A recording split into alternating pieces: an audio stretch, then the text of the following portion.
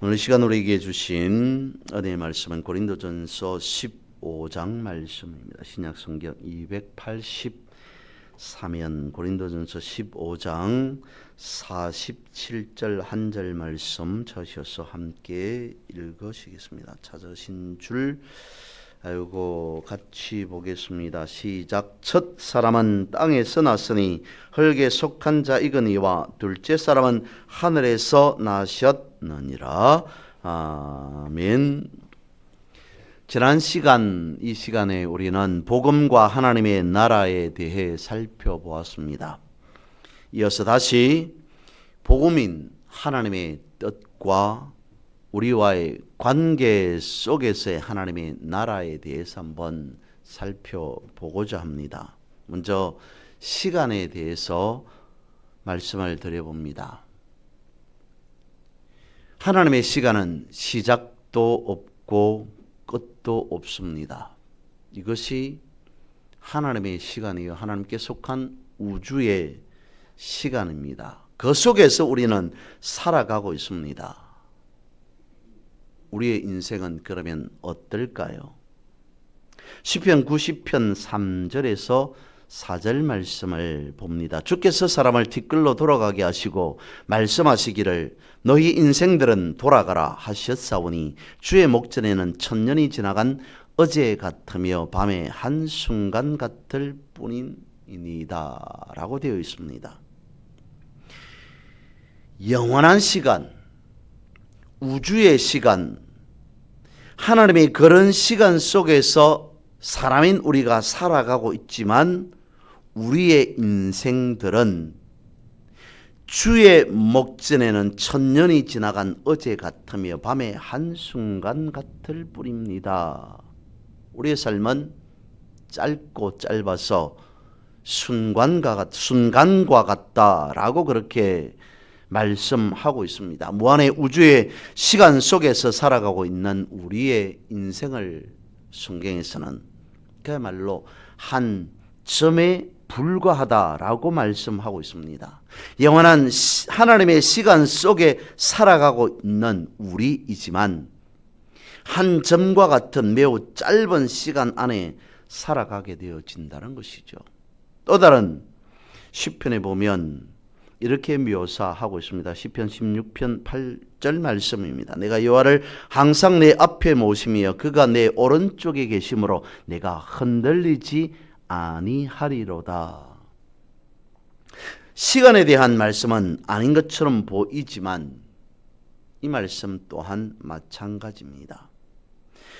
여호와를 항상 내 앞에 모시며 영원불변하신 영원하신 하나님 앞에 살아가고 있는 나의 존재, 그것은 작고 작은 존재이며 그런 인생일 뿐이다. 하지만 그럼에도 나는 압니다. 나는 정했습니다. 그가 내 오른쪽에 계심으로 내가 흔들리지 아니하겠습니다. 어디에 소망을 두고 살아가는 자로서의 고백인가? 하나님을 소망하고 살아가는 인생, 그 인생이 이와 같다라고 시편에서도 이렇게 말씀해 주고 있습니다. 인생의 좌표를 정확하게 어디에 찍는가 라고 하는 그것이 중요하다는 것입니다. 즉 시간의 장단과 상관없이 인생의 좌표를, 인생의 목표를 하나님께 둔 자는 어떻다고요? 흔들리지 않는 삶을 살아가게 되어진다는 것이죠.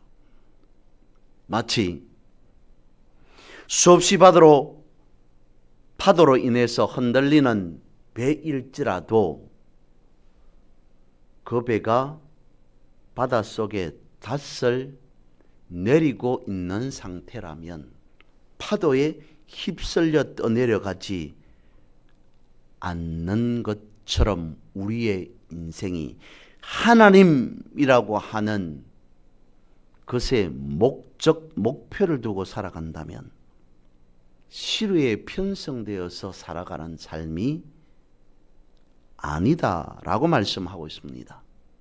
그렇다면 인생의 좌표를 분명히 하나님께 두고 살아가는 사람의 삶은 어떻겠습니까? 그것이 바로 오늘 본문 말씀을 가지고 잡아본 제목입니다. 하늘의 뜻을 땅에 펼치면서 살아간다는 것입니다. 다시 말씀을 드립니다. 하나님께 소망을 둔 것을 두고 우리는 신앙 혹은 신앙인의 삶이라고 말합니다. 그런 신앙 속에서 하나님을 만났습니다. 그리고 하나님을 알아가고 있습니다. 하나님은 사랑이시다. 그 사랑 안에서 우리는 하나님께서 말씀해 주시는, 하나님께서 열어주시는 그 깨달음으로 살아가게 되어지며 하나님의 그 어떤 섭리와 계획하심에 발맞추어서 우리의 인생이 이어져 가기를 소망하며 살아갑니다. 호세아서 6장 3절을 말씀하고 있습니다. 그러므로 우리가 여호와를 알자. 힘써 여호와를 알자. 그의 나타나시면 새벽 빛같이 어김없나니 비와 같이 땅을 적시는 늦은 비와 같이 우리에게 임하시리라 하니라 라고 되어 있습니다. 하나님께 좌표를 두고 하나님을 목적하면서, 그래서 하나님을 알고 하나님을 더욱 사랑하면서 하나님께서 우리를 통해 무엇을 원하시는지 그 뜻을 배우고 거기에 맞추어서 살아가는 그 삶은 명확한 삶이 되어집니다. 결단코 흔들리지 않는 인생이 되어집니다 라고 하는 측면에서 호세아서 6장은 그렇게 말씀하고 있다는 것입니다. 이런 관점에서 하늘의 뜻을 땅에 펼치는 삶이란 이런 것이지 않을까 싶습니다. 우리가 땅에 살아가면서 하나님께 간절히 무엇인가를 기도합니다. 땅에서 이루어지기를 바라고 기도하는 그 모든 일이 하늘에서는 이미 완성되어져 있다는 것이죠. 땅에 살아가는 우리는 어떻게 되어질지는 우리가 생각하는, 우리가 바라는, 우리가 원하는, 우리가 소망하는 그 미래가 시간이 흐르고 흘러서 현재가 되어졌을 때 비로소 아, 그렇구나 라고 하면서 알게 되어집니다. 하지만 우리의 삶은, 우리의 인생은 그럴지라도 하늘에서는 이미 완성되어져 있는 상태라는 것이죠. 그래서 앞서서 시간이라고 하는 것에 대해서 잠시 말씀을 드렸던 것입니다. 하나님의 시간은 초월적인 시간입니다. 하나님의 시간은 과거가 있고 현재가 있고 미래가 있지 않습니다. 하나님 앞에 과거, 현재, 미래는 무의미하다는 것이죠. 즉 하늘에서는 과거, 현재, 미래가 동시에 있기 때문에 어떤 면에서 지금 우리가 드리는 그 기도가 이미 응답되어져 있는 상태라고 할 수 있다는 것입니다. 아니, 그렇게 말씀하고 있습니다. 예수님께서 말씀하셨습니다. 마복음 11장 24절입니다. 무엇이든지 기도한 것은 응답된 줄로 믿으라 라고 되어 있습니다. 조금 더 살펴보면 어떤 것이든 무엇이든지 간에 기도한 것은 이미 응답된 줄로 믿으면, 그러면 주님께서 말씀합니다. 그대로 되어질 것이다. 기도해서 하나님께서 들으시고 그 다음에 하나님의 뜻에, 하나님의 섭리에 의해서 응답해 주는 것이 아니라 기도할 때에 하나님은 이미 다 우리의 기도를 응답해 놓은 상태다라고 하는 것을 예수님께서 말씀하신 것입니다. 그러니까 아직 우리가 생각할 때 이루어지지 않은 것을 이루어진 것으로 믿는 것이 기도라는 것입니다. 그렇게 믿을 때 예수님 말씀하십니다. 그대로 되어질 것이다. 실현되어진다 라고 말입니다. 그런데 여기에서 중요한 것은 이것입니다. 뜻이 땅에 있는 것이 아니라, 그러니까 우리가 기도할 땅에 있는 우리가 기도할 때 하늘에서는 이미 응답되어졌다라고 하는 것에 중요한 것은 뜻이 땅에 있는 것이 아니라 하늘에 있다는 것입니다. 즉 사람의 뜻대로 하늘이 움직이는 것이 아닌 하늘의 뜻에 의해서 사람이 살아가게 되어진다는 것이죠. 만약 이것이 반대로 되고 거꾸로 되어서 뜻이 땅에 있게 되어진다면 어떻게 되어질까요? 그 한 예를 표본을 보여준 것이 이스라엘의 역사입니다. 범죄한 삶을 살아간 게 이스라엘입니다. 하나님의 뜻, 하나님의 말씀을 오해했습니다. 그래서 하나님의 뜻대로 살지 않습니다. 사람들의 뜻대로 살아갑니다. 우리가 원하면, 우리가 이렇게 하면 하나님께서 들어주시겠지. 뜻이 땅에 있다고 생각했다는 것입니다. 그래서 우리가 알아야 할 것은 뜻이라고 하는 일의 응답은 땅에 있지 않고 하늘에 있다는 것이죠. 성경은 땅을 바라보고 땅에 속한 삶을 살아가는 사람을 육에 속한 자 혹은 옛사람이라고 말합니다. 분명 뜻은 하늘에 있습니다. 그 뜻이 땅에서 이루어지는 것이다 라고 성경 말씀해 주고 있습니다. 그러니까 하나님의 뜻 안에 이미 우리의 기도가 포함되어져 있다는 것입니다. 그걸 우리가 구할 때에 하나님께서 응답해 주신다는 것이죠. 그러면 우리가 알아야 할 가장 귀한 것은 무엇이겠습니까? 뜻이 하늘에 있었기 때문에 하늘의 뜻으로 이 땅에 예수 그리스도가 내려오시게 되었다라고 하는 이것 아니겠습니까? 하늘이 예수님을 땅에 내어주셨다는 것은 하늘의 뜻이 땅에 펼쳐졌다는 구원의 완전성, 그것을 성경 말씀해 주고 있습니다. 그것은 신약 시대에서부터가 아니라 이미 구약 시대에서부터 이어져 왔던 것이었습니다. 구약 사람들은 오랫동안 하늘의 뜻이 땅에 펼쳐지기를 원했습니다. 그것을 두고 메시아 사상 혹은 메시아 관이라고 이야기를 하죠. 그 한 예로 구약 시대의 저들은 다윗 왕국을 떠올리면서 이 땅에 다윗 왕국처럼 하나님의 나라가 이루어지기를 원합니다라고 하는 바람을 가지고 있었습니다. 다윗이 통치하듯이 땅에 메시아가 도래하여서 하나님의 나라를 완성해 가기를 원했던 것이죠. 그래서 온 세계가 메시아가 다스리는 나라가 되기를 원했습니다. 하늘의 뜻이 땅에 펼쳐지는 것은 하나님의 나라의 통치가 이루어지는 것을 의미합니다. 땅에서 이루어지는 것은 하나님 나라가 통치되어질 때에 주어지는 은혜와 축복과 기쁨과 즐거움이 가득한 나라라고 성경은 말씀하고 있습니다. 그래서 성경은 계속 말씀합니다. 하나님을 찬양하라, 하나님을 찬양하라 라고 말씀하고 있죠. 하나님의 나라, 즉 하나님의 통치가 우리 가운데에서 이루어지니까 어찌 찬양하지 않을 수 있겠느냐. 그런 하나님의 통치, 하나님의 나라 안에서 찬양한다는 것은 지극히 당연한 것이다 라고 성경은 말씀해 주고 있죠.